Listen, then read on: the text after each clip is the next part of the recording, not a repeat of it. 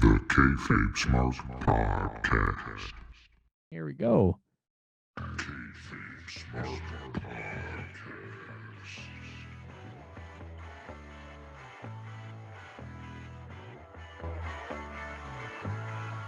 Welcome to the Kayfabe Smark Podcast with Eric Todd and Brian Rampa, your smart mark source for news and opinions on the world of professional wrestling. Yo, yo, yo, yo. What is going on? This is the Kayfabe Smark Podcast. This is July 10th. We are coming at you with episode 7. Going to talk about Fyter Fest and Great American Bash. With me always is Eric Todd. Eric, what is going on over there in your world? Hey, what's happening, Brian? Oh, Hey. you know, just same old shit. Just online ordering locks for my spigots because the fuck, you move out of the ghetto, you get a house in the nice little suburbs, and now the motherfuckers are stealing your water. Ooh, you had somebody snake in the water? Yeah, man, my water bill quadrupled last month, so I think I got some sneaky snakes living next to me. But Water I'm they gonna fuck 'em grass. up and put locks on my spigots. I'm gonna be that grumpy old fucker on the block.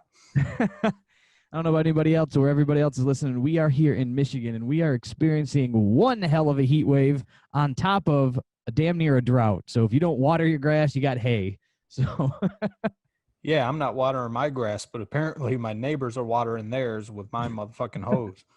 as I say that it's super hot out, you got me here on video wearing a hoodie because I'm in my basement with my air conditioning on 70 and it's about 62 down here. You can see my breath. Oh man, you're making us look bad. You got your wrestling fans dwelling in the basement. Yes, but I'm not in my mom's basement, internet fans. I am in my basement. See, I'm Your allowed to basement. have a basement. But anyways, so you got that going on. Don't forget to get on and check us out on our social media platforms, the Kayfabe Smark on Instagram, TikTok, Facebook. Join the group over there on Facebook. We're picking up some steam. We've got YouTube clips going over there on YouTube as well. Send in your questions at anchor.fm/the Kayfabe Smark. You guys can get on. We'll feature some questions on the podcast here. They don't even have to be questions. They can be comments, concerns, and derogatory comments because we love the hate. So feel free, hop on over there and let us know what's going on. Check out those things, like, subscribe, get involved over there. What else we got going on, Eric? What do we got coming up here soon? Looks like next week we'll be covering Fight for the Fallen, or at least the main event from that one. Should be pretty interesting. That's going to be Mox versus Brian Cage. And also, we'll be checking out Bash at the Beach 96. That, of course, when Hulk Hogan decides to join the NWO and changes the face of wrestling forever at that point. Yes. Probably won't be a full watch along. We'll probably just cover that last match, but we'll at least check out and talk about the whole pay-per-view. After that, WWE has Extreme Rules going on, so of course we got to cover that. And sometime in August, it looks like we'll be covering Jericho's debut on Raw. And then sometime, we've been talking about it for a few weeks here, we're going to talk about Umaga and his impact in the world of wrestling. Yes. We had a few of these dates that we did have lined up as we sat down several weeks back to line them all up. And, well, the AEW and the powers that be at WWE/NXT decided to make this a 2-week extravaganza of big free events on TV. So we thought we should cover these and talk about that fun stuff. But with that being said, I think it's just time to dive in and start talking about NXT's Great American Bash and AEW's Night 2 of Fyter Fest. This was Night 2. We did last week we did a ping pong back and forth. I kind of dug that format. Eric, how you feeling about that? I'm feeling it. We're going to start with AEW, though, because, to be frank, that page of notes is on the top of my pile. You be Frank, I'll be Brian. Okay, so kicking off AEW Night 2 of Fyter Fest, we started with Private Party being escorted to the ring with Matt Hardy versus Kenny Omega and Adam Page for the championship. yes, Private Party somehow earning a championship shot. But I don't get it. Did they? Well, I guess that answers that question then before I answer it. But did they earn your respect in this match? No. No. I know you're not the biggest Private Party fan, or let's say a Private Party fan, because of some theatrics and well choreographed stunts, if you will. But I thought this match overall was a little different cadence than their normal matches. I think you've been peeking in on my notes because the first line is, I'm surprised from the beginning of this match, Omega and Mark Quinn are doing a little bit of wrestling. Yeah. The match was, I think it was definitely, I mean, they're the champs and more of the seasoned vets. I would give them nothing against Private Party, but I don't know their lifelong details. But it seemed like it was in a Kenny Omega, Adam Page style match with Private Party on top of it. So they still got their flip fly and flipping in, and but it had the pace and fight and wrestle of a Kenny Omega match, if you will. If you will. To me, it started off nice. Started off like a wrestling match. I was impressed, but it didn't take long at all to get into the gymnastics routine. Isaiah Cassidy does a silly string on Kenny Omega, which was pretty much Private Party's first real offensive move of the night. And we see Adam Page during this whole dilemma powerbombing Mark Quinn into the audience. Then Cassidy kicks Page over the guardrail.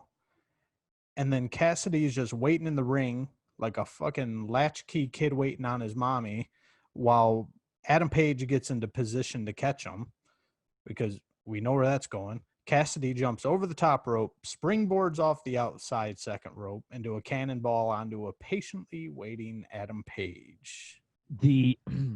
As stated numerous times, I am not the biggest fan of the catch me if you can cannonball dives and flips. I hate them. Toss them, catch them, throw them, dive yourself, whatever you want to call it. But this one was set up a little more interesting where they broke through the barricade.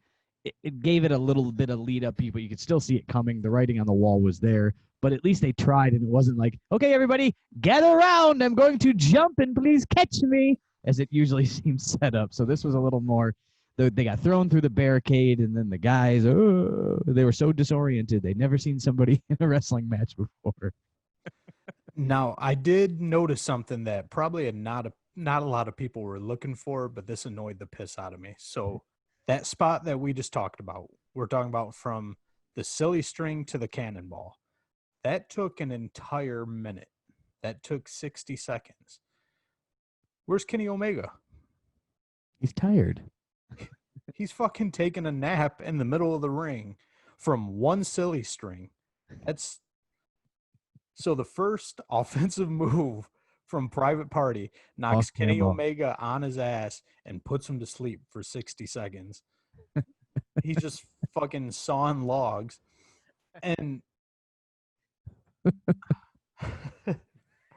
so It made me start coughing. You just don't even know what to say. you made me You're so lose flustered. my spot. I am flustered. All right. So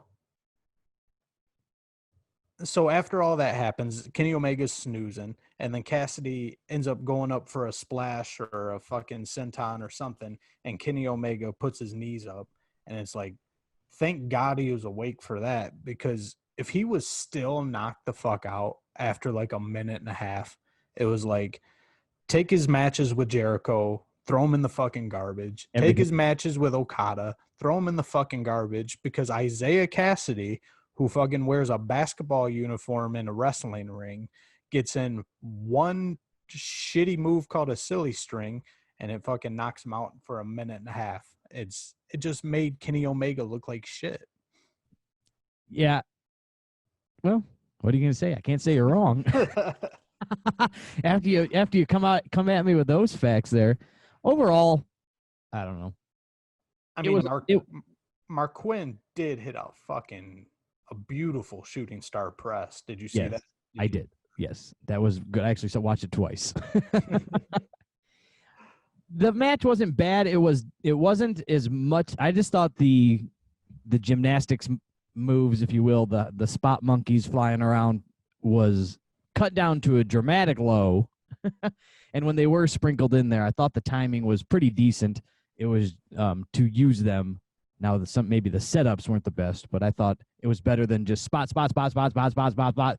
At least there was a wrestling match in between. That was the positive on this one. I noticed that the bullshit that I call the bullshit was cut down a little bit, and it seemed like they got it over with pretty quick, and they ended on a pretty high note, obviously, with Omega and Page beating them with the last call.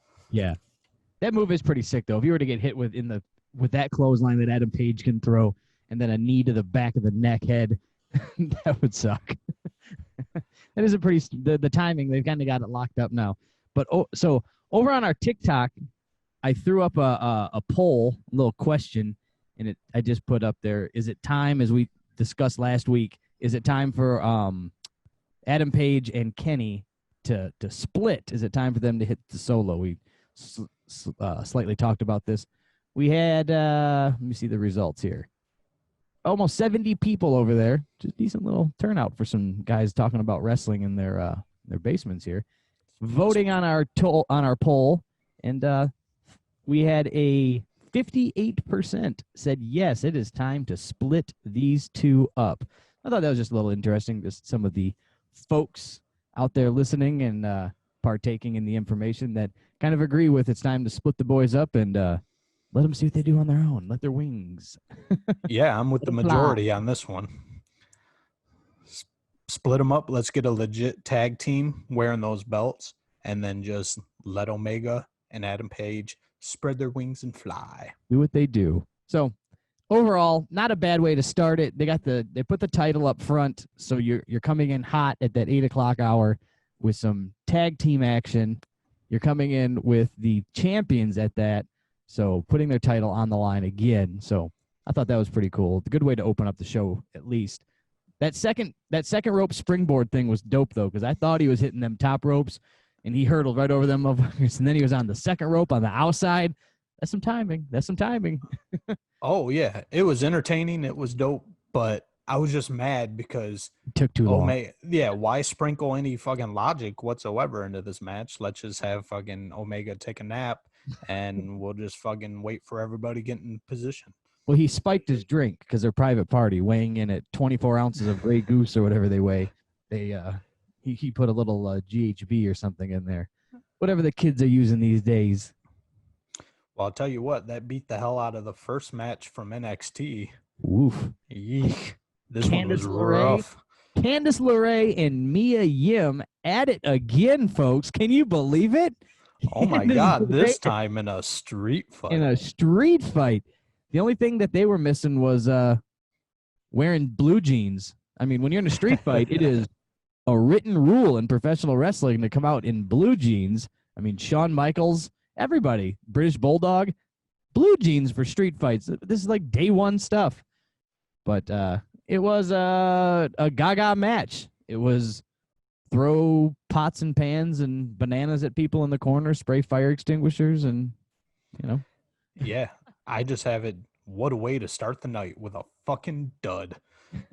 It was just throw enough gaga into it, and it's entertaining. It made for good visual effects and sounds, but you know, that table that Mia Yim put Candice LeRae through was so fucking gimmicked.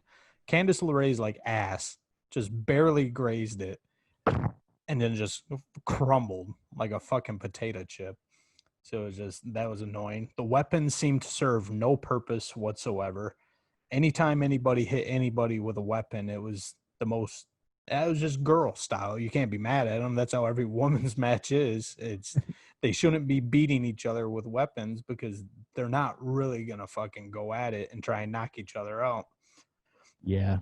And then you can't even fix that by doing a variety of weapons, because even though there's a gaggle of chairs already in the ring, Candice LeRae goes under the ring to find some new weapons, and she just pulls out like 6 more chairs.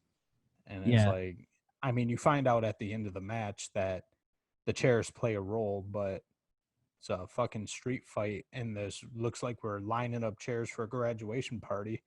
It's Why do like, they what the store so many hell? chairs under their ring? Who's in charge of storing kendo sticks underneath the ring too, and freshly cleaned garbage cans?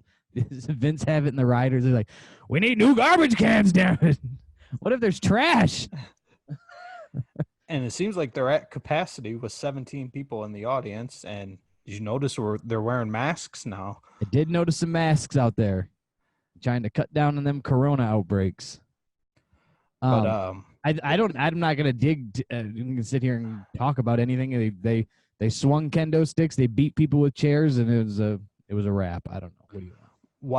it was pretty much just 17 minutes of horse shit until Candice LeRae hit Mia Yim with the brass knucks and then gave her that top rope neck breaker onto the pile of chairs. Now that was pretty dope. That bump onto the pile of chairs was sick. Like, I give him props for that.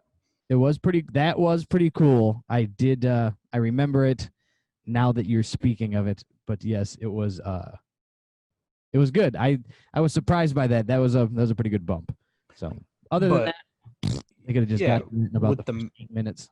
With the match, the replays, the recaps, and then the medics coming out with the side-by-side commercials going on, these girls are in the ring for about a half an hour. So that's the way we're going to start the show. 1/4 of the show, an entire quarter of the show, we're going to have Mia Yim and Candice LeRae just fucking laying around the ring. I just thought it was stupid. And stupid. And I thought to myself, like, who booked this shit for real? But they did have that corona outbreak. Maybe more people got corona than we think, and they don't got anybody to fill a fucking roster. God, I have no idea, but they could have done something. All right, do we want to pop into match number 2 over here on NXT? We want to jump back over to the AEW. We're going to jump back over to AEW, where we got Joey Janela fighting Lance Archer. Yes, we do. And with Sonny Kiss.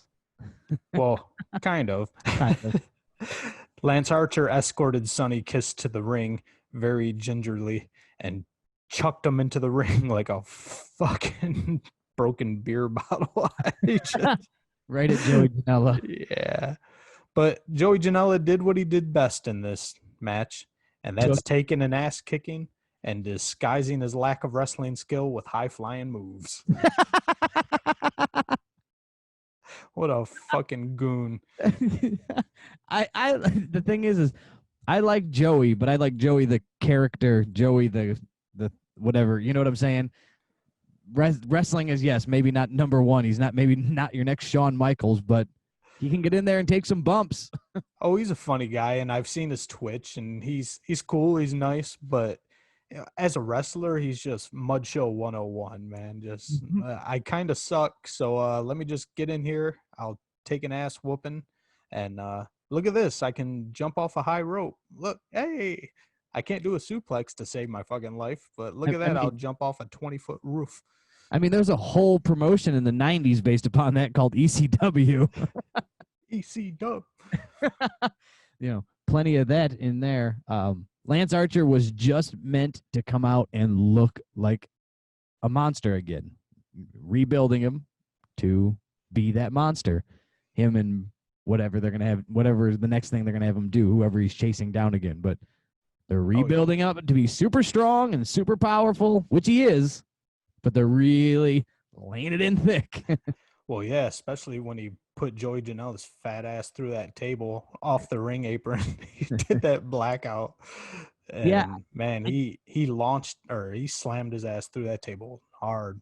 That was the one thing that I was a little lost on here with that match, is that it was very, like, is this a no rules match? Is this a no DQ match? The falls count anywhere, but Joey Janela's grabbing tables and foreign objects, and they're not breaking the ring count. They were just outside for like ever. I mean, the match wasn't very long. It was only like 11, 12 minutes here, but I mean, they were outside the ring more than they were inside the ring. It felt like putting people through tables. It was like, and then the referees in AEW are just fucking useless. The closest thing they have to a referee is Ref Aubrey. I'm not gonna insult her like that. Ref Aubrey's a hell of a referee, but that's all they got. Yeah, the Rick Knox, and then Rick Knox doesn't bug me so much, but that other guy, god dang, I can't remember his name. I hate him so much too. I complained about him on their pay-per-view that we covered. He was an idiot on there too. He like counted like 47 for guys on the outside ring. 29. No, he doesn't ring the bell. He just keeps counting. Shut the fuck up. Just stand there if you're not going to count. If it doesn't mean anything, Get the don't fuck count. out of the ring. Yeah. Just wait till they come back and count to 3. So yeah, I was entertained by that match just because I like Joey Janela as a person, and I am a Lance Archer mark. So even though that match just did what it was supposed to do, it was what it was. I enjoyed it. Second match of the night. I think a they should thumbs have up. added. You have Jake there, so use Jake. Yeah, they just had him walking around like a fucking goon with his canvas bag. That may or may not have had a snake in it. May have had pantyhose with hamburger in it. We don't know. So my thought is you have Jake. Why not have him, do what he does and talk, and cut a promo at the end? But what the hell do I know? But that's what I would use him for. You got him there. What the hell? So AEW, I love AEW, but they were all over the place last night. We'll get into that more in a minute. I believe we'll probably bounce back over to Great American Bash for what we would call another shit match. Yeah, we just keep the shit flowing right here. A literal squash. We've got Bronson Reed versus Tony Nese. And first thing that popped into my head was, who the fuck let the Funkasaurus back in the WWE? I mean, that dude's huge. He's huge, but with his diaper or whatever the fuck it is he's wearing, he looks like Funkasaurus. His giant singlet thing there, yeah. I don't know. I didn't know enough or care enough why these guys were fighting. In weekly shows, this is fine. You get what I'm saying? Like in a weekly NXT Wednesday night, put Bronson Reed and Tony Nese in the match, in the lineup. Put them on the card. Hell, give them a couple minutes. You gave them a couple minutes here. According to Wikipedia, about 5 minutes and 18 seconds. Yep, I got this down. The girls in the previous match got 25 minutes, and these guys got 5. But I think Bronson Reed's cardio might have played in that just a smidge. Just a smidge. But in what's supposed to be night 2 of the summer epic blockbuster of NXT, like, shouldn't there be a reason we're watching these two fight? Like, we knew why Candice LeRae and Mia Yim was not entertaining at all. Like, it wasn't a good match. Even for a hardcore Gaga match, it was kind of boring. But we knew why they were fighting.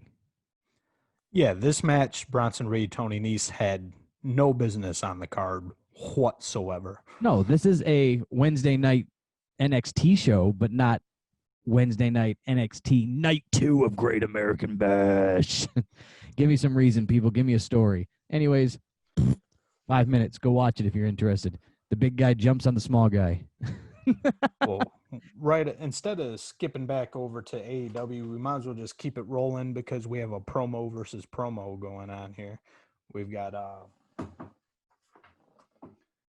Robert Stone's trying to recruit Shotzi Blackheart into his harem now. Apparently, he didn't have too much luck with Rhea Ripley, so now he's going over to Shotzi. So we'll dive into this a little bit, but I was perusing the gram today, and what was that guy's name again? You just said it, and I had a brain fart as I was trying to remember. Robert Stone. Robert Stone. I'm sorry about that. Too many names as we're discussing here. Robert Stone is supposedly being spread around the internet as a mock and stab and joke at Tony Khan. Go figure, right? I don't know how true any of it is. I read it on the internet, some, wrestle rumor type dirt sheet shit, but thought it was funny. Anyways, there is no war, right? There is no war. Not at all. But this little promo thing was weird. It just was so over the top. I mean, it's a good character. The Sure. chicken shit manager who, you know, it is there. It's classic. It's in every promotion, but he is not the guy to play it. He's cut like a fucking Greek god. We saw him last week without a shirt on. The motherfucker works on his body probably 8 hours a day, but then he takes a shot like a punch or anything. He takes it like fucking Earl Hebner. Just you slap him in the face and he's out for 15 minutes. And Shotzi's running him over with her Power Wheels tank, and he's- it's just He's screaming that his leg was broken. And he yeah, throws it's just like coffee. nobody believes that he's a little bitch because you don't see little bitches whining like that at the gym. Like it, it's just ridiculous. If Get it was- somebody, get a skinny little twerp in there. Get a new school Harvey Whippleman. I was literally trying to say it. It was waiting for you to breathe to say, get a Harvey Whippleman type fella in there. And that's what you needed, or a Fonzie from ECW, Bill Alfonso, calling it right down the center, baby. You're not much of an ECW, Mark. We'll dig into some of that later. Anyways, yes, it was bad acting, overacting. I'm sure there's somebody that's just so in tune. Like, I love wrestling. I watch it all, old, new, Japan, whatever. But I didn't know who the guy was that came in that supposedly got the coffee thrown at him. He disappeared. Robert Stone throws his coffee in the air. Some mean big guy throws him that way. Then Shotzi runs him over with a tank. I don't know. It was all over the place. And I fucking hated every second of it. And I don't even remember the guy getting coffee thrown on him because I was just too focused on, to be honest, his fucking shoes. Oh, Like, man, they went to town on this gimmick with his pants up on his calves and his yeah, he had them, low like, peep shoes and his screaming on the ground in his plaid suit. God, I just wanted. I don't know. Is this the heat they're looking for? maybe they did it right. I mean, because we have to watch this shit. Like, so we have to watch it. But I'm inclined to say if we weren't doing a show on it, I probably would have hit that fast forward button real fast. Several 15-second skips would have been in the vicinity. And then over on Fyter Fest, we had the promo, and this was Darby Allin. Darby Allin, yes. He's over there fighting with the power once again. I'll show you. I'm not injured. Travis Pastrana. Is that how you say it? Or Pastrami? What is Travis Barker. Travis? What?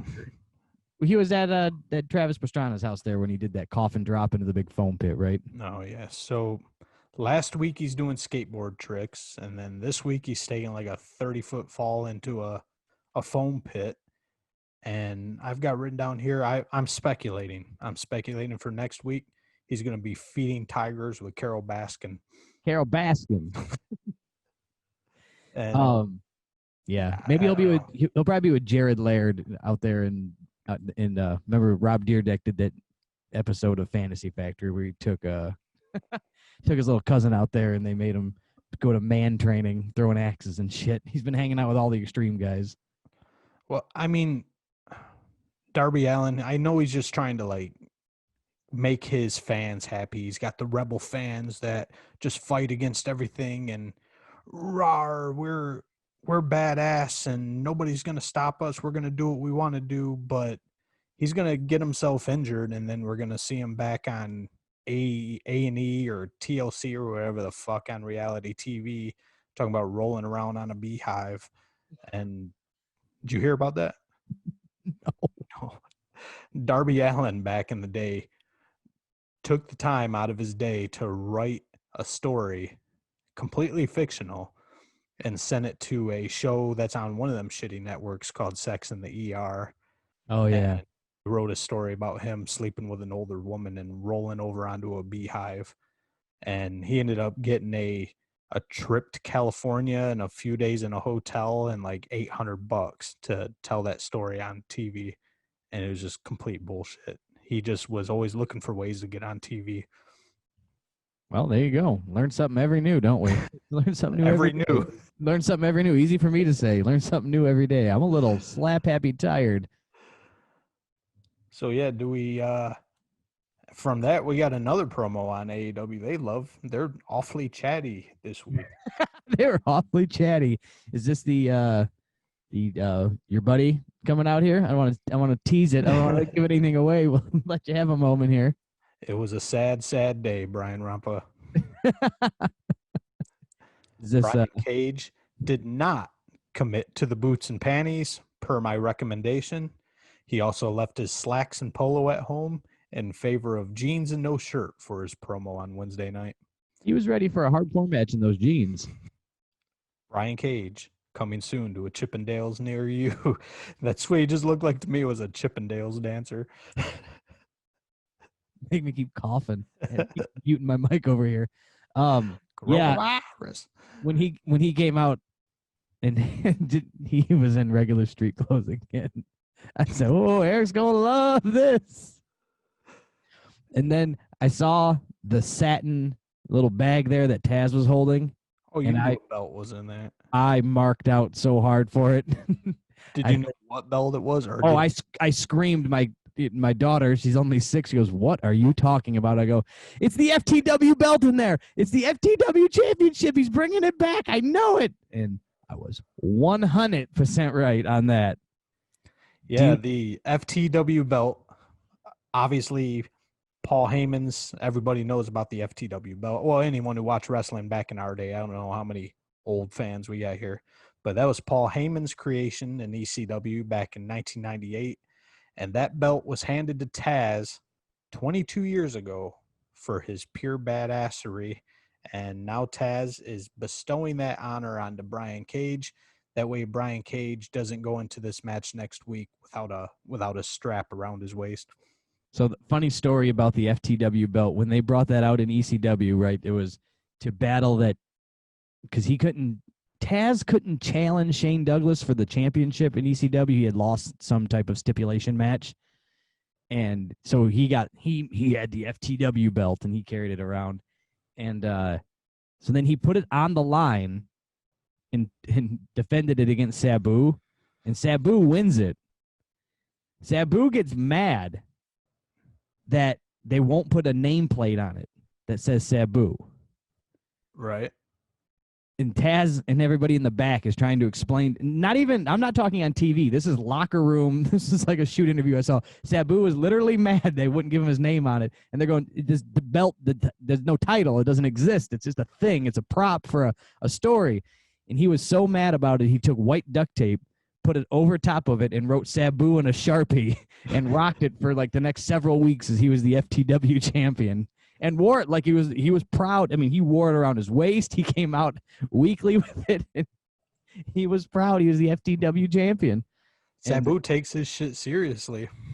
All he wanted was a nameplate. Give the motherfucker a nameplate. You probably had a nameplate from your ECW championship when you carried that. Slap a nameplate on Just there. slap Figure it it on out. there, no big deal. But He handled seeing it. this belt, even being 22 years old, makes me really hope Cody gets that TNT belt dripped out soon. Because, man, even this belt, as old as it is, makes Cody's belt look like he bought it at a rummage sale. This Yeah. this shit's looking rough. Get it dripped out. I like that. Get some American Nightmare diamonds on it or something. Yeah, I would, but I marked out hard for that belt. I was very happy to see that FTW belt back. Maybe not that I care that Brian Cage has it. I don't know if they're going to use it for any type of long-running storyline or if it'll just disappear after it's unified, if you will, with the AEW championship. But I was pretty excited to see it. I think they could do some cool stuff with that. Is Brian Cage defending the FTW championship against Oh. Mox, or is that just kind of assumed? I just assumed it's fake make-believe bullshit, so I'll pretend that it is. In my story, it is. Hopefully it sticks around for a while. I think it could be fun. So where we at here, AEW-wise, match-wise? As for the promo, it was a Taz promo. They got to pump up this match and bring it up for not Fyter Fest, but Fight for the Fallen. Well, we just did promos over at AEW, so we can hop back over to NXT where Sure. we've got Isaiah Swerve Scott versus Johnny Gargano. Johnny Wrestling. So right off the bat, I thought something was funny. Ronaldo just being Oh, the boy. fucking goof that he is, just put Beth Phoenix on the spot just from the get-go. He's like, Beth, talk about these guys, talk about their strengths. And she was just completely unprepared. She was like a deer in headlights, and she had shit to say. She was like, yeah. And she said something about Isaiah Swerve, and just got quiet. And Ronaldo had to pick up the pieces. So in a rare show of heroism, Ronaldo saved the day. Look at him. He's amazing. Ronaldo, he's a very overacting son of a bee. What did you think of the match? Johnny Gargano, Isaiah Swerve. Where you at on the match wise? I liked it. We got another wrestling match out of this. Seemed like they kind of followed suit somewhere right around the middle of the card. They put a wrestling match for wrestling fans. I am breezing through this show, at least the first hour though, because these commercials are fucking ruthless. They're dropping commercials in like every 5 minutes. Yeah. And trying to keep up that minimal commercials towards the end of it on that back half. yeah, they make it sound like they're hooking us up and look, no commercials for the main event. They don't let you know that they're going to shove them down your throat all through the first hour.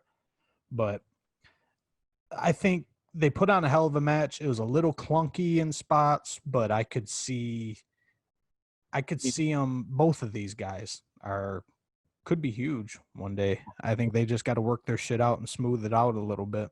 I mean, Johnny Gargano, I mean, he's been to the top of NXT, kind of filtered back down as now he's rebuilding his character as the bad guy, the Johnny Gargano way, the heel Johnny Gargano. As the face, he was the flag bearer of NXT. So, but I didn't know much about this Isaiah Swerve, but I did enjoy his work. I thought it was a good match. It was a good time. It was but well, Gargano gave Swerve this reverse Hurricanrana shit. Oh yeah, that on the poison, floor.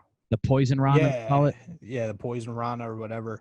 And that looked brutal. I actually had to rewind that one myself. As much as I was fast forwarding this show, I had to rewind that and watch that all over again. Yeah, that was those poison Ranas. Just in anywhere you do them in the ring, they're cool because you never saw them. Now you see them quite a bit. But when you first started seeing them, and even now they're just look pretty ruthless.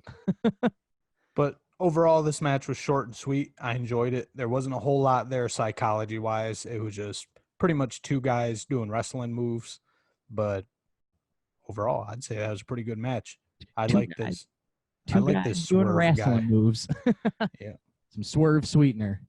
Put it in your coffee in the morning. And then we pop back over to AEW. We are looking at the giant 8-man tag match. Yes, we are. We are looking at Butcher and Blade alongside the Lucha Brothers versus FTR and the Young Bucks. Super kick party. All right, so Butcher and the Blade, Lucha Bros, and taking on FTR, Young Bucks. How far are they going to run this truck gimmick? What does it do? Well, I think that's about all. I'm sorry, Beth. I put you on the spot there. No, I was going to say, I was thinking the same thing. I think that's about all they have. Hopefully that's about all they have with it, because like, what else can you do? Like, they took the truck. You just get them arrested if this is real life. You can't be just taking people's vehicles. So I thought this was good for the amount of people they had in the match. I didn't think it was terrible. It could have been just a lot of bullshit going on. I think FTR is kind of spreading their influence, but you can tell they're giving a little too. They sprinkle a little bullshit into this match. It's not just straight up tag team wrestling that we're used to from FTR. But FTR and the Lucha Bros start out, and they're putting up a straight up clinic. You put a tag team in there that epitomizes tag team wrestling, and all of a sudden Pentagon Jr. and Ray Phoenix learn how to put on an actual wrestling match just without all the horse shit. Now, we know you're not a fan of the gymnastics moves, of the private party, if you will, too much planned choreographed gymnastic stuff. How do you feel about the way that Pentagon and Ray Phoenix use similar styles, but in a different way? Like, right? I mean, I feel that they're still very gymnastic-y, bouncing and jumping around, but do they do it in such a way that doesn't make it feel so bullshit to you? Yeah, as much as I hate the gymnastics routines and just everything looking very pre-planned, I've loved the Lucha Brothers ever since I've seen them. They have a certain way of doing things where it doesn't look like a written down pre-planned routine. It all looks spontaneous when the Lucha Bros do it. Yeah, I think they can hit them in a way that they can just do them, maybe not on the fly, but at least sell it to us that it looks like it's on the fly instead of being set up and organized. No, you over there, then you over there, and then I'll jump on this rope and then jump to you. Nope, that didn't work. Let me do it again. Take two. Yeah, half the time all you're missing is little duct tape X's on the ring just to let everyone know where they're supposed to stand. Yes. So I think that the Lucha Bros can sprinkle it in and do it either they are doing it on the fly or they are able to sell it to us that it's on the fly. And I think that's what makes it believable. Because I know there's somebody listening somewhere sometime is going to say, you hate Private Party and their gymnastics bullshit, but you like the Lucha Bros. What's the difference? And that's the difference. And I knew what the difference was, but I wanted to explain it out. Because Private Party's as green as pig shit, and Lucha Bros have been doing this for a hot minute. Yes. You know, things get a little smoother. But so we have this actual wrestling match going on between FTR and the Lucha Bros, and I think this was done on purpose just to kind of add tension to the match. But Bald Buck blind tags Dax Harwood just by slapping him on the back and hopping in the ring. So FTR, one of their biggest pet peeves is making actual tags. Slaps on the back aren't tags. It's bullshit, fake. It's not following the rules.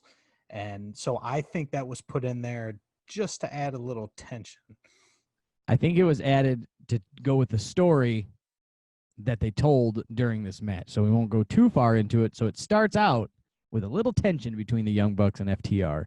And I know we're still running on speculation that FTR is just on a handshake agreement with AEW, as far as I understand. Heard no big announcements of contracts, but they had them AEW panties on last night. Hey, you took the thoughts right out of my head. I'm like, is he wearing Fyter Fest panties? And sure as shit. And then FTR on the back was the AEW logo, just the colors refashioned into FTR. Yeah. So, anyways, I know how much you love their panties. But so Balding Buck was working with Butcher and the Blade for a hot minute, and it still looks like a solid wrestling match at this point. But soon as the Young Bucks and the Lucha Bros get in there, you can just throw that shit right out the window. It's time for gymnastics. But here's the thing. So here's my defense on that, because I am a Young Bucks mark. Like, I love the Bucks. I love them as guys, as entertainers, whatever you want to do it. The Bucks all day long. The Bucks have put together wrestling, and same with Lucha Bros, that you go to see a band perform a song. They don't perform your song, you're mad. If 311 doesn't play Creatures when I go see them in concert, I'm going to burn the motherfucker down. So when I go see the Young Bucks, I want to see the Meltzer driver. I want to see the cease and desist, the dual sharpshooters. I want to see the head scissors flip. I want to see the, you know what I'm saying? These are the moves. These are the songs that brought me to the dance. Well, there's moves. There's cool moves. But then there's just obvious spot monkey high spots.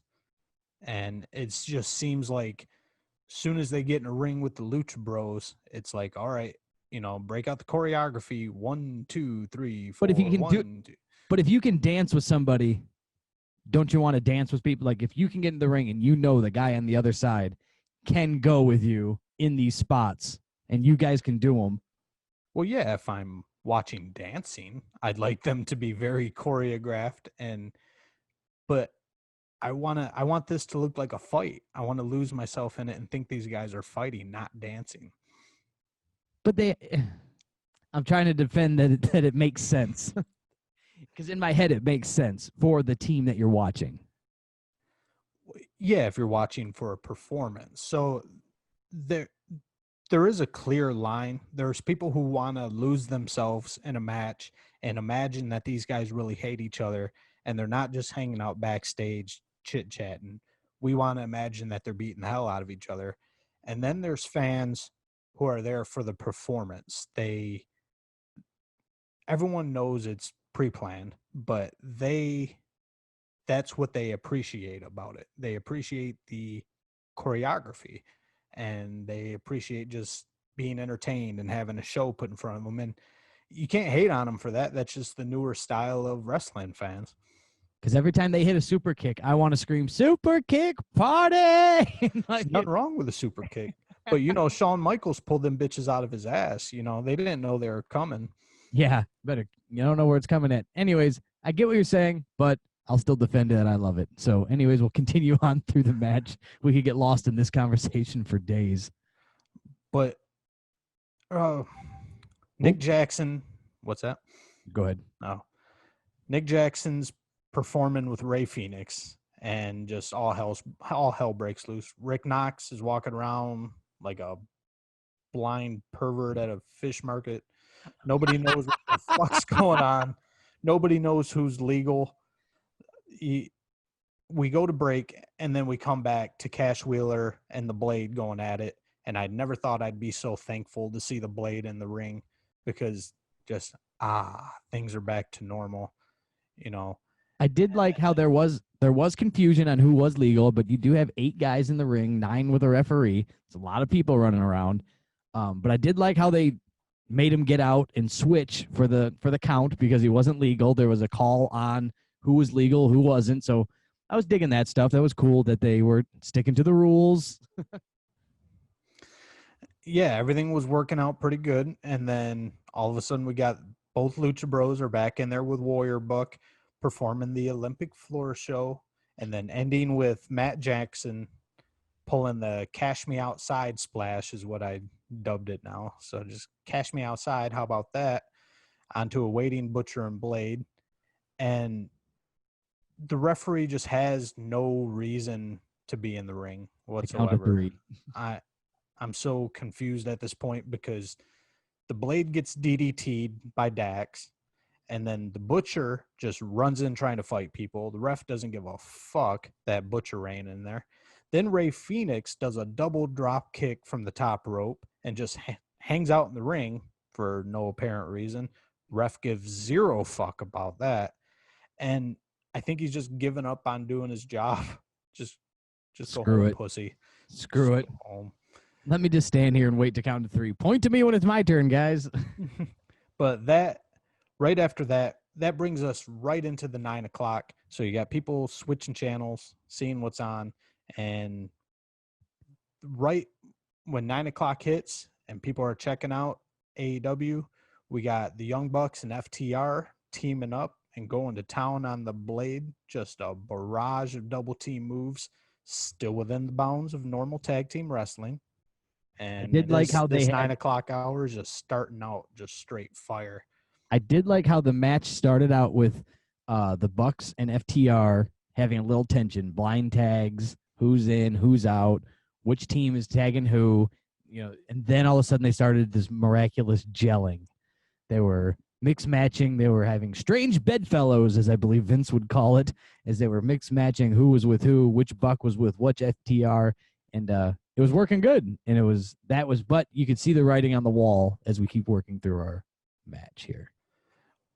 Yeah, and that worked fantastically. The gel is the right word for it. They were separated and then just all of a sudden started coming together and it was looking nice.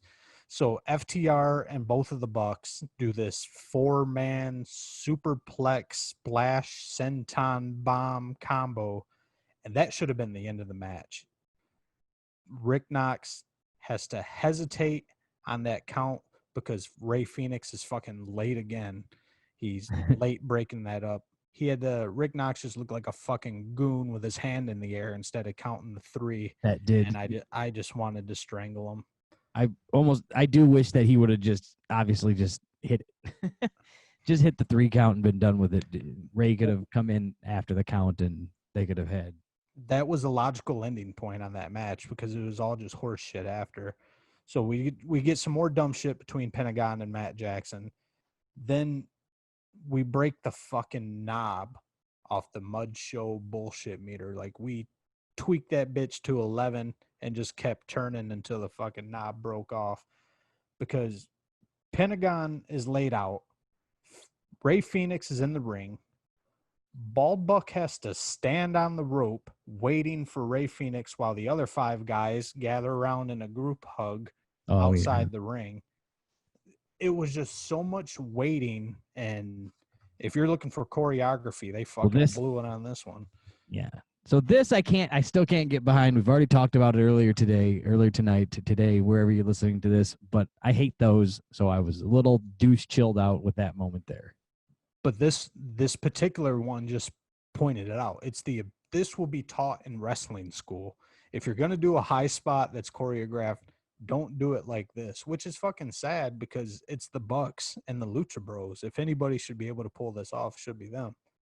But Ray Phoenix has to do a fucking Canadian destroyer to Bald Buck onto the 5 guys who are out there hugging and jerking each other off outside of the ring.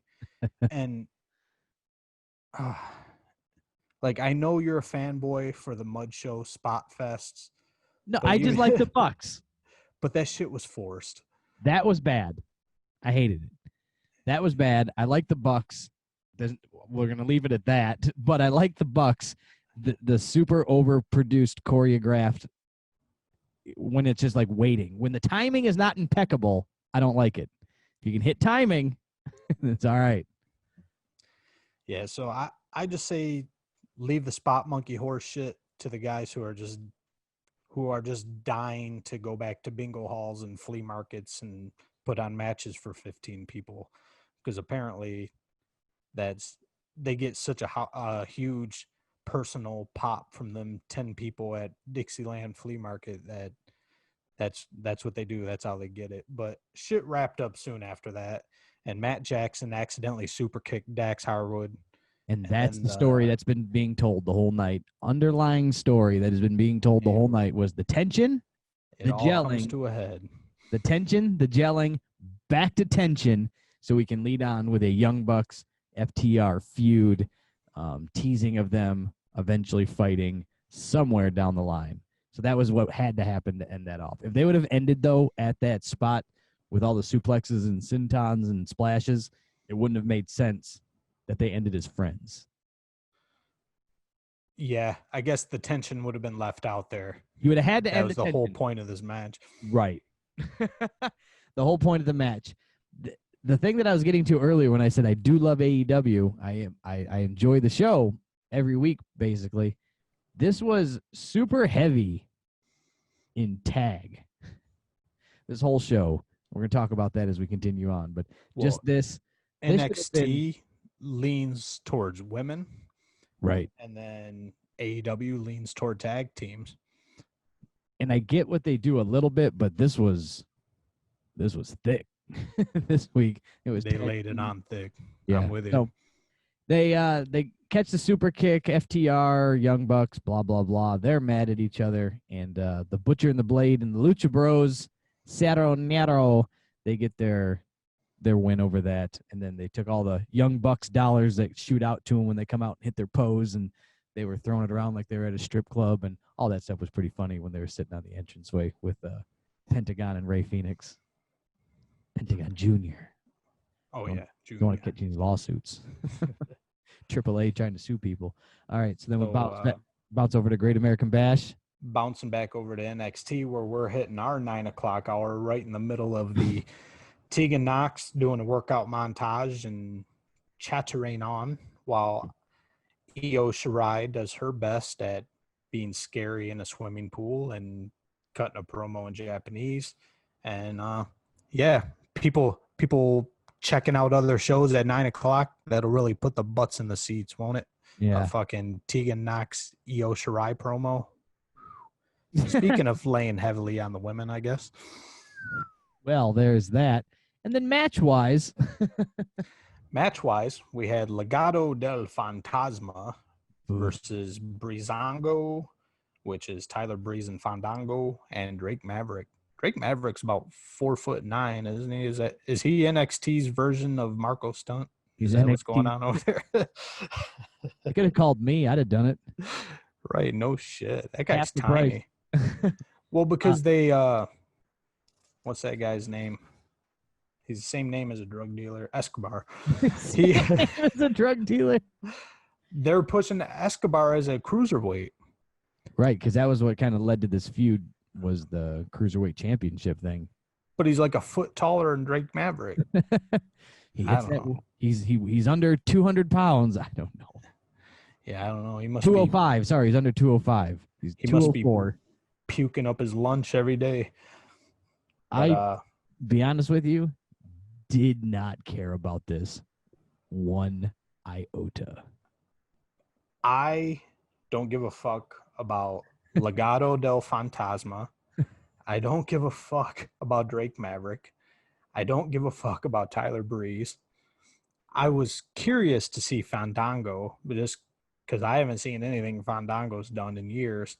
So I watched this match with an open mind, and I was very impressed. I think this blew the match we haven't covered yet, which would be the Dork Order versus SCU. I think this 6-man tag blew that one out of the fucking water. Yeah, it was 6-man tag extravaganza this week on Wednesday night.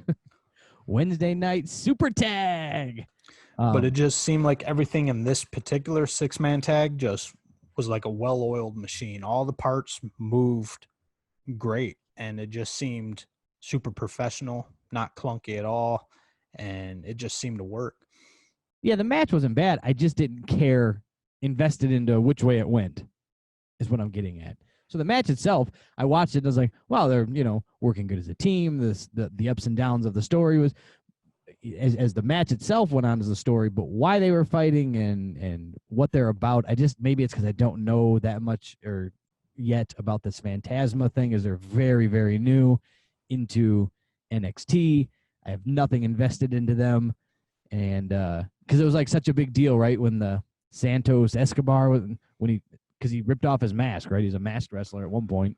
Right. They're making a huge deal out of these guys. And I'm with you. I don't really give a shit. And I didn't care who won the match, but I'm just talking on a technical aspect. Right. I liked it. But yeah, they're pushing this Escobar guy. They're pushing his ass hard. They're like, oh, he took off his mask. Because who is it? I got from this one, man. as my finger was coming off the fast forward button, I got that Escobar's dad is big in the boxing and wrestling world in Mexico. There you go. He's a political figure. I am surprised that Tyler Breeze and Fandango made the cut of all the people that have been cut over the last several weeks, several months of, furloughs and layoffs and firings, if you will. And then here they are, still coming back. Fandango was he got injured and put their tag team back together. And Breezango, they're still sticking with that gimmick too that they were doing for so long. Hey, God bless, get your money.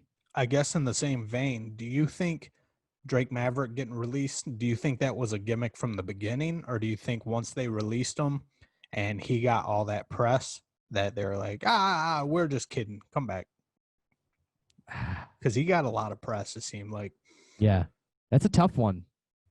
I think in my heart, I just want to say he earned his job back.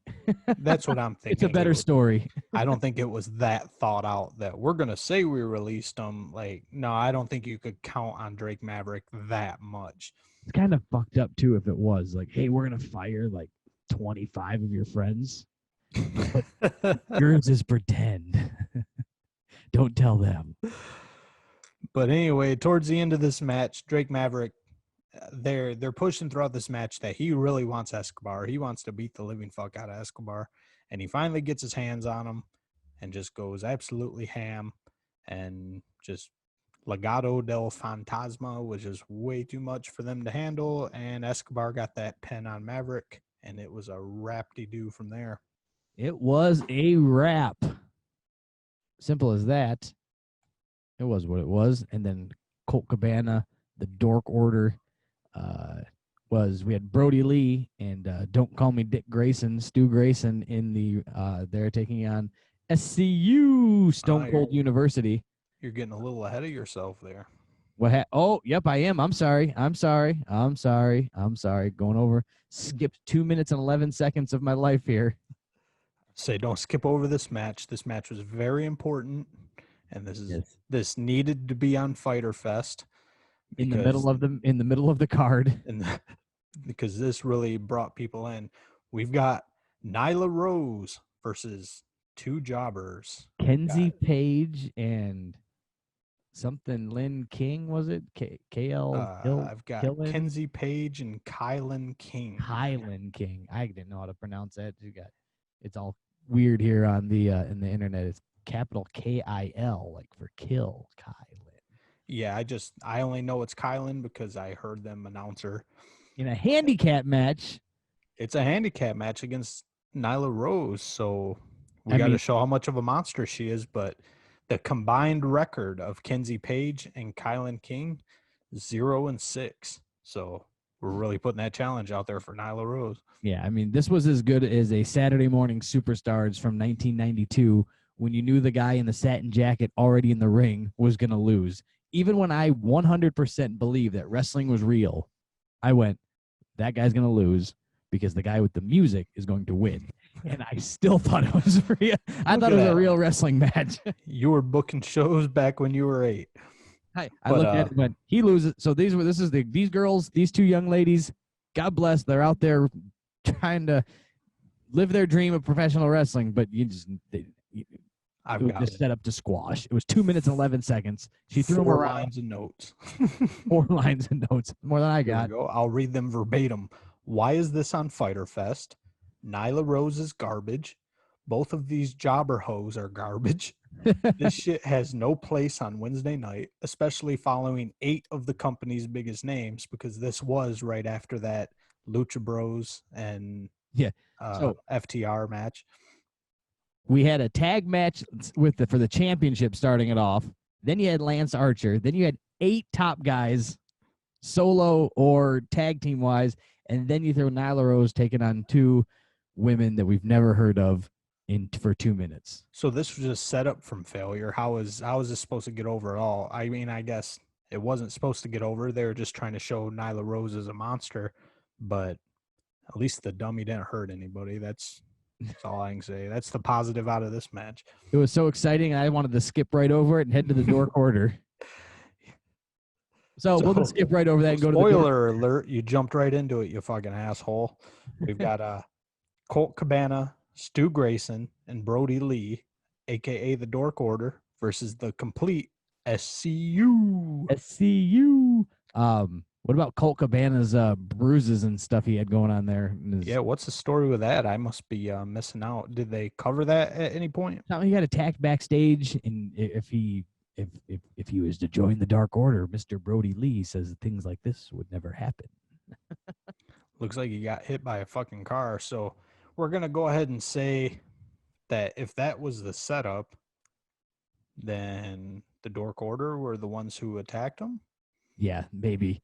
And yeah, that's something you'd be led to believe. Colt Cabana coming out with the Dork Order was funny, as they had the Dark Order doing their whole gimmick, standing there in line, and Mr. Brody Lee was telling him where to stand, and Colt was looking all confused. But the Dark Order's all in their dark. Obviously, Dark Order was all in their dark clothes. And then you get Colt coming out with his headband on and his bright jacket and his singlets there with the boom boom all over him and everything. So obviously he does not fit in. And I don't see this. I don't see this going any further than eventually he's just going to get mad, and it's going to be a thing between him and Brody Lee to have a nice little story to go on from. I could see that. Colt Cabana doesn't belong in the Dork Order. This is to me the equivalent of when Daniel Bryan was, quote, joining Bray Wyatt in the Wyatt family. and the Wyatt family took him off of a pay-per-view one night that he lost, and the next night on Raw they came out and he's like, I joined the Dark Order. I joined the Wyatt family, and then he ripped off his little suit and he had his burgundy panties on, and he started his yes chant and off to the races for fighting Bray Wyatt. So it's a very similar story to that. Well, as far as storyline, it sounds like a pile of shit. But as far as the match goes, there's nothing too special about this one. I thought it was pretty cool to see Kaz, Christopher Daniels, and Scorpio Sky working a match all together again. So that was pretty cool. That was about the coolest part. Colt Cabana doing a hell of a job selling that bruise on his side. Anytime anyone touched it or got near it, he sold the living shit out of it like he just got hit by a Lincoln Continental. Yes. I did like how Colt, his reactions for getting the W when he was forced to make the pin, as he was forced to be tagged in, and he's like, hey, he was all excited, but then the Dark Order doesn't want to celebrate. So you can just see this, I like it, but I want to be me, and I think it's gonna lead into something, but I like it, but not a lot. I like it, but not a lot. One thing, I don't know, just psychology-wise, that kind of bugged me. Give me your opinion on this. Why does Brody Lee, who's the leader of the Dark Order, wrestle so much?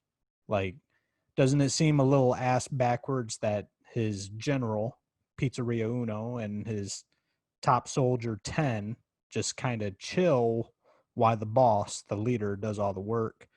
Like, I'll be damned if the people at Amazon are just standing around with their dicks in their hands while Jeff Bezos is shipping packages. Maybe Shaquille O'Neal will be cooking my pizza while the Papa John's store manager is just in the back filming TikToks. Like, I don't know. I kind of find it kind of fucking stupid that he's the leader. He's the boss. He's well respected, but he's out there doing all the work while his top guys and the rest of his soldiers are just standing there. He should have 10 out there. He should have Fat Boy Uno out there. I get what you're saying. He's doing all the work. Reminds me of the Ministry in the Attitude Era with Taker and everybody else and APA and all that fun stuff, Midian. You didn't see Taker. Maybe he would get in and wrestle occasionally, but he would send his goons had to fight people first, right? Ken Shamrock wanted to fight Undertaker.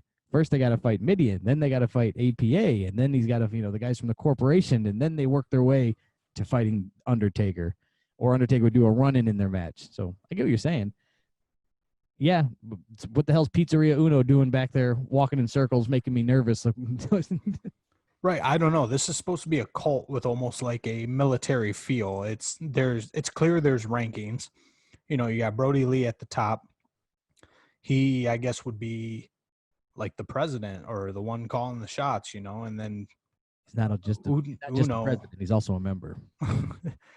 Uno is supposed to be the head soldier, and then 10, and then the rest of the goons. Stu Grayson. Stu would have to be ranked pretty high. I mean, he was one of the originals. Stu's up there. I think they like 10 a lot, though. Yeah, they're all over 10's dick. I think maybe, let's make sense of this in professional wrestling world, that he's trying to really get over on Colt Cabana. So he wants to be in there side by side. Listen here, Colt, me and you. We're taking you under my wing. Taking you under my wing. That's the only thing I can think of. It works. Works for the storyline for sure. But almost like, I don't know, these motherfuckers are reading the dirt sheets on each other, because we just had that squash match with Nyla Rose, and then we can just flip the channel over to USA, and then we get another squash match between Santana Garrett and Mercedes Martinez.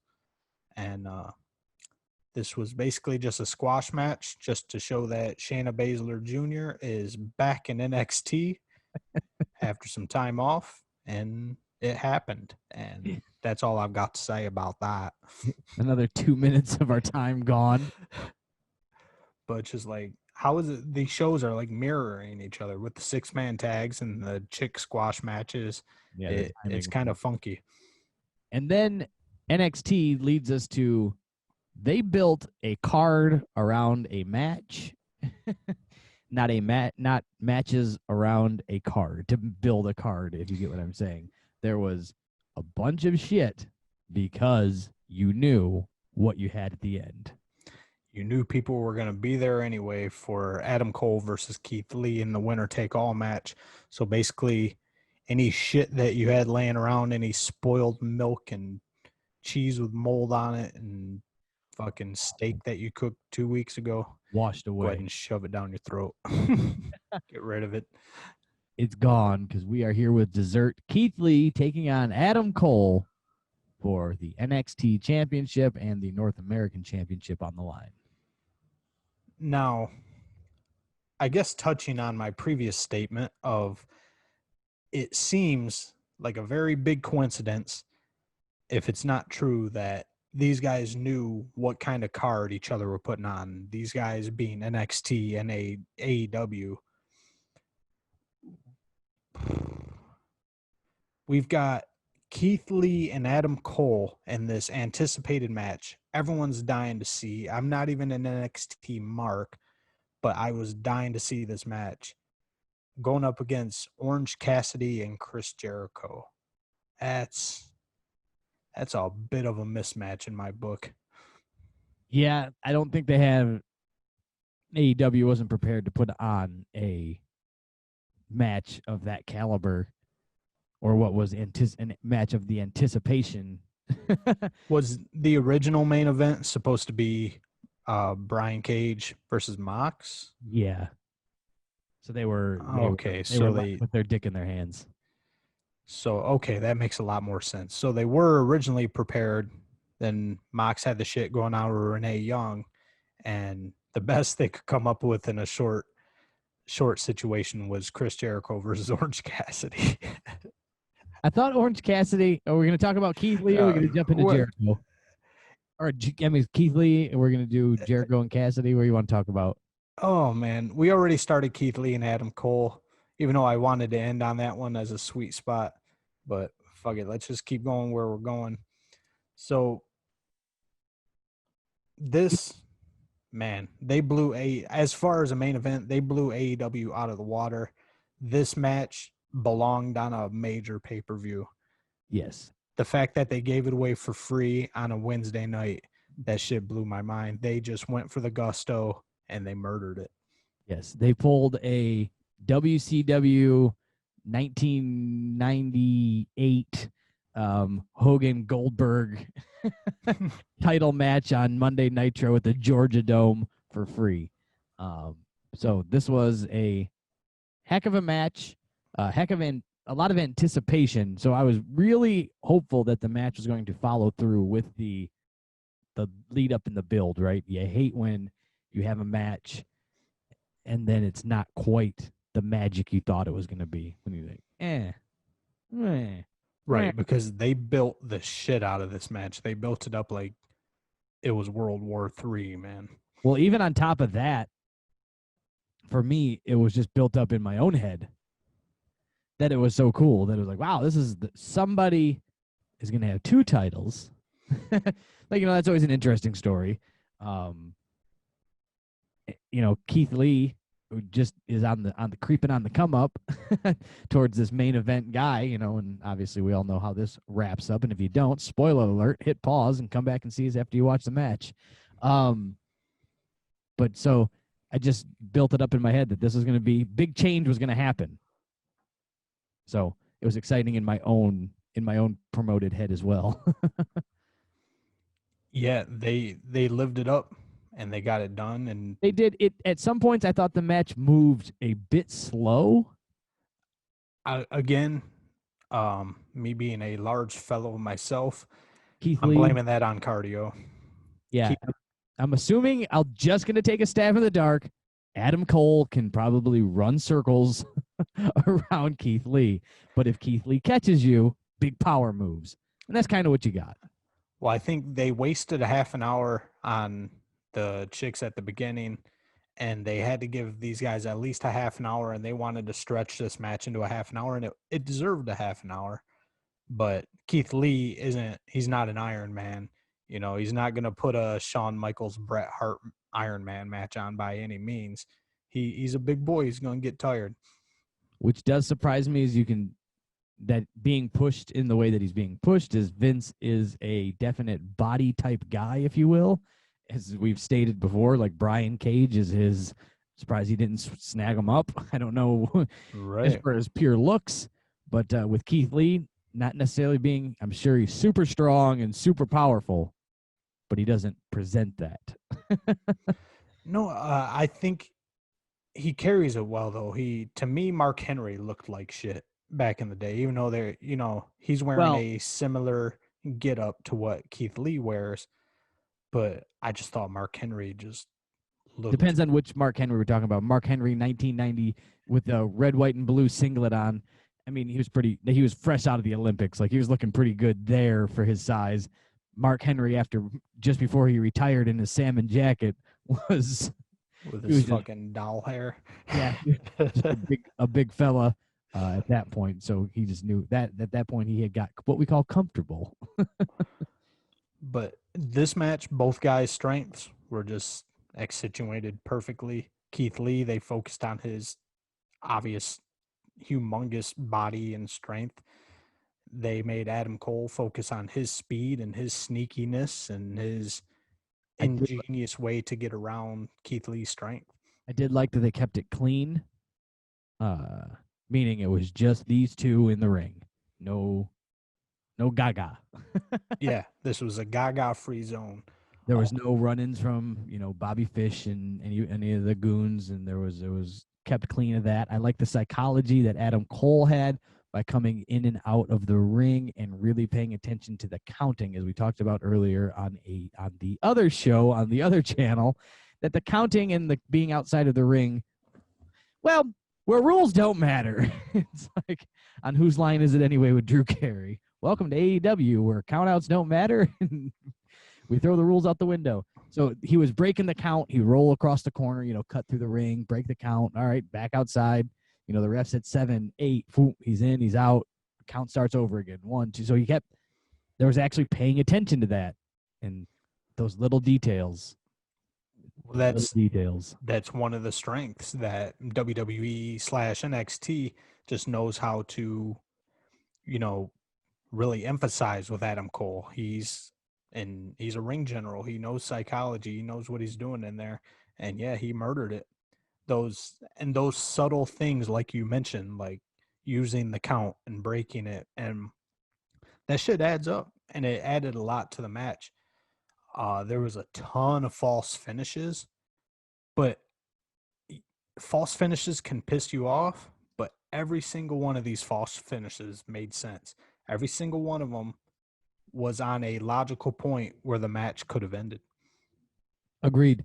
When you're just getting these pins and no finish, pin, that can get old. But when they are at an all-out war in the match, and you're invested in it, and you're like, oh my god, because you're on the edge of your seat going, what is going to happen? They can make sense, and you can use them to make sense. When it's just a 2-minute Nyla Rose match and there's 10 false finishes in a 2-minute squash match, that shit don't make no damn sense. Yeah, I couldn't count them because there were so many. Adam Cole just had a ton of pin attempts on Keith Lee, and I loved every single one of them. And it makes sense on Keith Lee because he's, a beast. So it's going to take a lot to get him down. The only thing that I did not like that happened, I love the move. Adam Cole, I'm an Adam Cole mark. Him and the Young Bucks, something about him. They go way back, and I put them right together. I love them, but the Panama Sunrise, the Canadian Destroyer, whatever you want to call it, that looked a little weird on Keith Lee. There's no way that's getting done without Keith had to help. Right. But that suplex that Keith Lee dumped Adam Cole off the top, that middle top turnbuckle, he just straight up lifted him. Adam Cole said, I ain't helping you, big dog. You want this title? Be the champ. Take it from me. You got to lift me up. Granted, what's Adam Cole's build weight? Will they put him at like 190? So he can't be much more. If anything, he's under 205, right? Well, I'm saying they might be billing him at 190, so which means he's probably like 165. And Keith Lee, So- though, there was no help. There was Nope. no help. And He Keith Lee said, lifted "Nope, I got you, homie." he lifted a sack of dead weight off the ring apron about 10 feet in the air and just Zoop. dumped him over. Man, that was a badass superplex. You go, that's a strong dude right there. So he earned it. If you didn't watch it, again, pause because I'm going to say who won. Keith Lee is now your new NXT and North American champion, at least until next week when I'm sure he's going to vacate the North American Championship.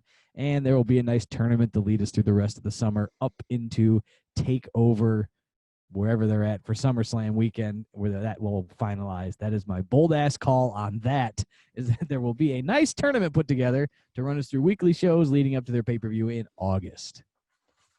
Yes, now he is Keith Yes. Double Belts, and he did it with a beautiful Big Bang Catastrophe.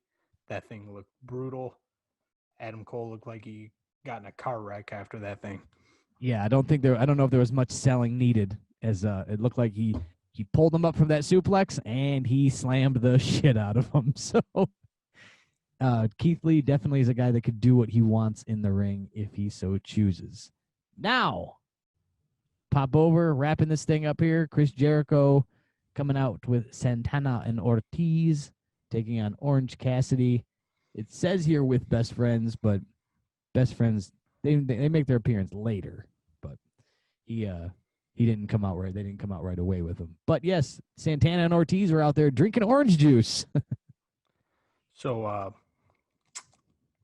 yeah. Why is Chris Jericho fucking around with his goddamn moron Orange Cassidy? Like, remember, this is going up against Keith Lee and Adam Cole at the exact same time this shit's going on.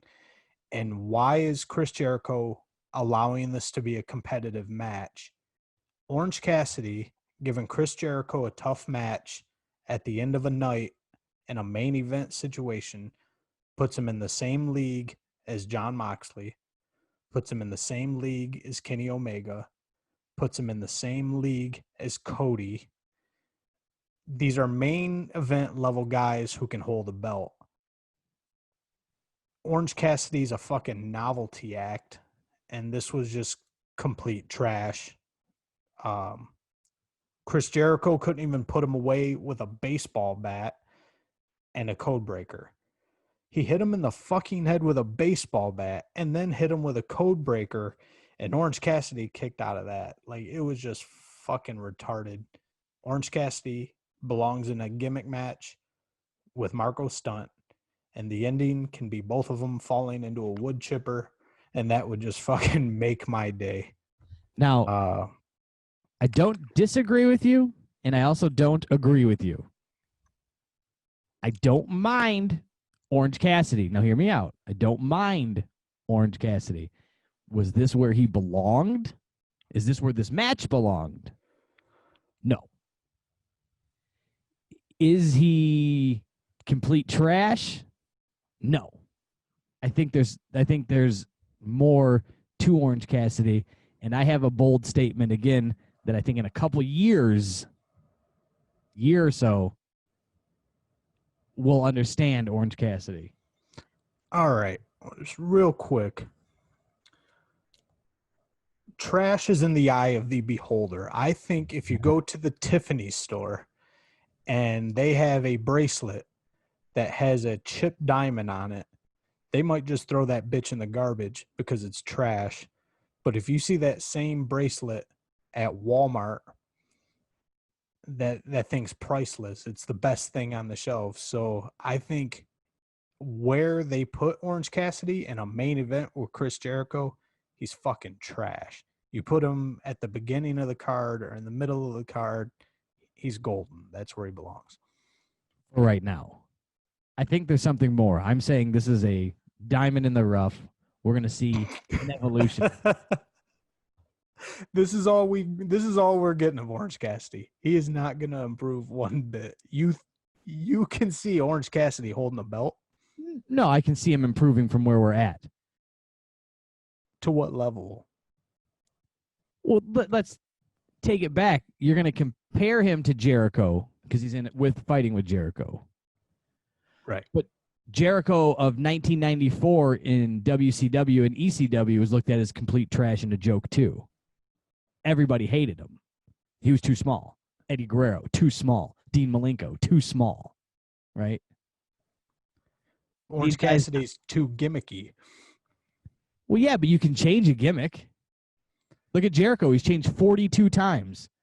Which Jericho do you want? Do you want the Lionheart Chris Jericho? Do you want Y2J Chris Jericho? Do you want the guy with the light up jacket Chris Jericho? Do you want the one in the suit? Do you want the one that switched to panties? Do you want the one that made a list?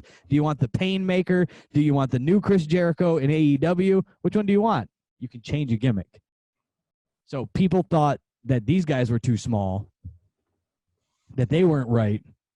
And I think you can see something. I think there's always possibility to improve. He can go. You can't tell me that he can't move. Yeah, he can move, but I can see it to shit, where are we here?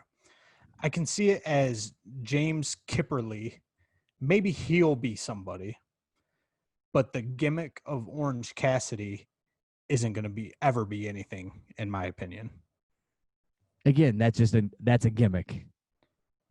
Right. So I guess we're somewhat in some fucked up way in agreement here. The gimmick is a gimmick and can change. He can just become Cassidy. He can become the artist formerly known as Orange Cassidy. He could, he can go through a head trauma and come back and not remember who Orange Cassidy is and be the complete opposite of Orange Cassidy, where he's not lazy anymore. He's an all-out go-getter. You know what I'm saying? And you can build upon that. He's right. So as a person, yeah, he has lots of potential.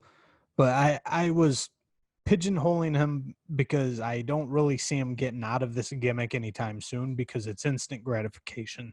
The fans love it. They love his laziness. They emphasize his laziness on the announce team. And I don't see him abandoning this gimmick anytime soon.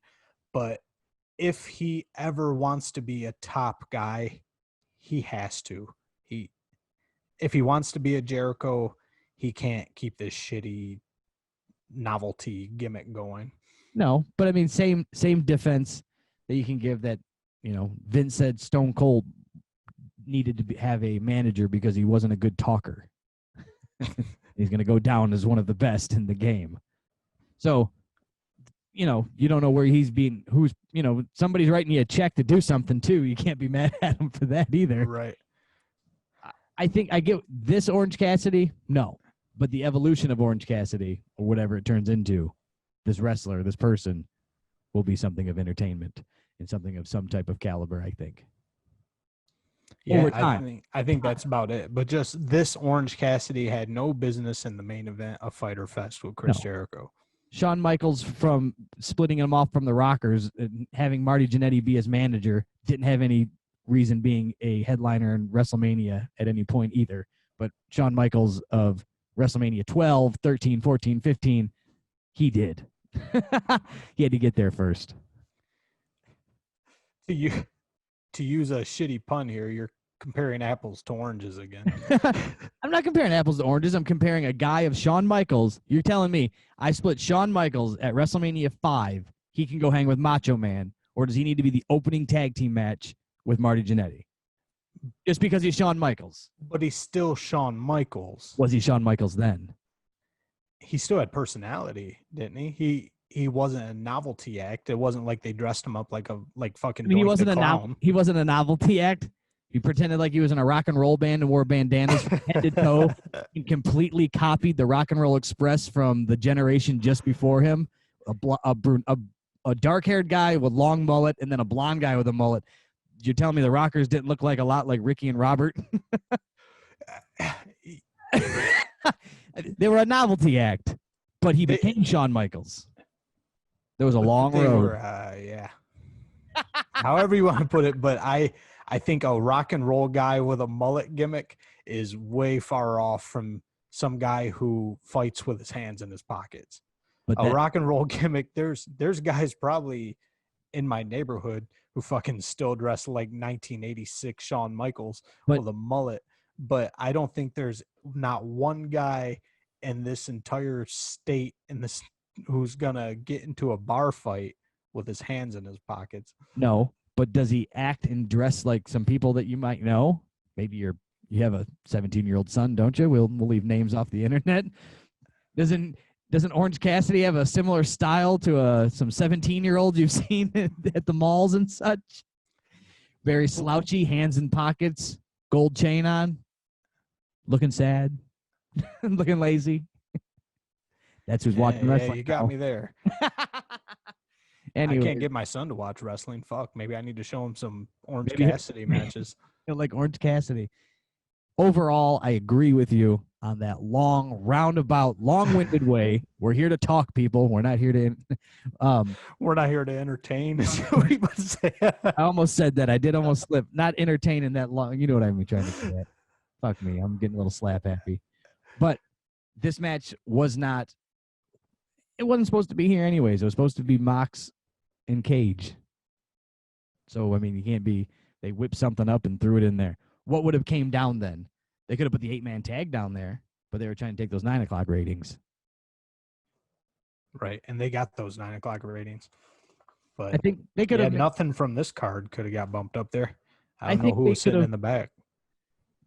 Only thing that I can look at here, quick thought, they can take the first match there, Kenny Omega, Page, and Private Party, drop them at the bottom and open the thing with Orange Cassidy and Jericho. You put Jericho on an opening segment. Give him the mic for a minute. Yeah, I think if you flip-flopped them, just would have been the same result. 6 of one, half a dozen of the other. So there you go. Well, you got anything else to bring us home as we've been chatting about Great American Bash, Fyter Fest, all the fun stuff going on with that? No, as I sit here getting a boner of the match that should have been, which is Brian Cage and Jon Moxley, that will be happening next week. And although we are doing a different show, we'll be covering that Bash at the Beach 96. We will be sure to touch on the Brian Cage versus Jon Moxley. So if you're dying to hear our take on that, make sure you tune in next week. Yes, And, we will probably only just talk about that match. And then for pure nostalgia, we're going to reach back into the Wayback Machine and talk about Hogan joining the New World Order or creating the New World Order. Don't even know if he joined them at that point. But make sure you guys get over to TikTok, unless the government bans it, as we're maybe not going to be allowed to have TikTok here in the United States as they're trying to ban that. Which is a bummer because we just got a shit ton of fans over the past week or so. Don't even get me started on that. I don't think it's going to pass. I'm not sure what the big boner is people got against that over there at TikTok. China. Make sure you get over onto YouTube, subscribe, check out the clips. I'm toying around with posting full shows in video form over there as well, so that's something that may be experimented with. See if people are enjoying that. You can look at our ugly mugs on the internet talking about wrestling, and you can see the facial features, the facial expressions as we are explaining our take on wrestling. Make sure you get over on Facebook, Instagram, join the group, like the page, get involved, get in the conversation, and there you go. You got anything for us, Eric, before we get out of here? Just my normal plugs. You can find me on Instagram at it's Eric. That's all one word. And then you can also find me and videos of my dog Stella on TikTok. That username on TikTok is stella.hates.eric. And that's all I've got for this week. All right. Well, until next week, I think we are out of here. It has been fun. Once again, the Kayfabe Smark podcast. Hit us up. Leave us a review on the iTunes, on the Spotify, and we will talk to you all next week. We are out of here.